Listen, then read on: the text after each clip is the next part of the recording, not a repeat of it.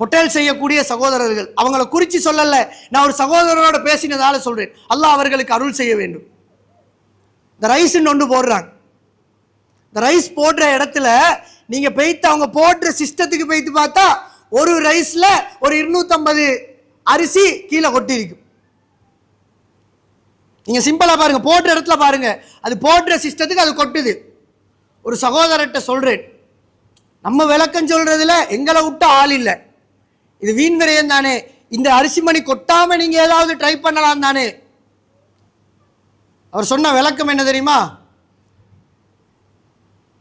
வாகனம் ஓடுற நேரம் டயரு தேயுதுன்னு சொல்லி வாகனம் ஓட இக்கேலுமா ஹசரத்?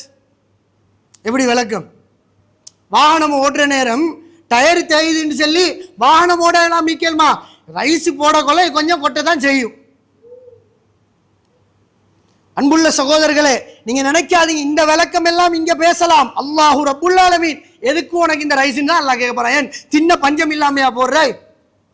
போடு, நாம் கவனம் எடுக்கிறோம் இல்ல, அதை போற நாங்களும் கவனம் எடுக்கிறோம் இல்ல, போடுற அவர்களும் கவனம் எடுப்பதில்லை. மிக கவனமாக இருக்கணும் சகோதரர்களே. அல்லாஹ் தஆலா மணி மணியாக ஒவ்வொரு சொட்டு சொட்டாக அல்லாஹ் எழுதுவான். இந்த கூலர்ல உட்கார்ந்து தண்ணியை குடிக்கிறோம், நம்மளுக்கு எவ்வளவு தண்ணி தேவையோ அந்த அளவை குடிக்கிறோம், போதாது, இன்னும் கொஞ்சம் எடுத்து குடிக்கலாம். ஆனா பாதி பேர் எப்படி குடிக்கிறோம் தெரியுமா? போனோடனே பாஸ்ன்னு ஃபுல்லா திறந்து 2 முடலை குடிச்சிட்டு மீதி அப்படியே ஊற்றி விடுறோம். அதெல்லாம் நம்மளோட லிஸ்ட்லயே இல்லை. வுது செய்கிறோம், கொஞ்சம் வெளியில நின்று பார்த்தால் ஒரு நாளைக்கு வுது செய்கின்ற தண்ணியை விட பல லிட்டர் கொட்டி விடுகிறோம் சகோதரர்களே. பைப்பை நூலா திறந்து எடுக்கிறது தான் சுன்னா. அப்ப மட்டும்தான் அல்லாஹ் ஏற்றுக்கொள்வான். இதை நல்லா புரிஞ்சுக்கோங்க. நாம் நினைக்கின்றபடி இதுக்கெல்லாமா அல்லாஹ் கணக்கு பார்ப்பான்? உனக்கு பைப்பை நூல்ல திறந்து கொண்டு மெதுவாக ஆறுதலாக கையை பிடிச்சி தண்ணி நிறைகிற வரைக்கும் நின்று நீ முகத்தை கழுவணும்.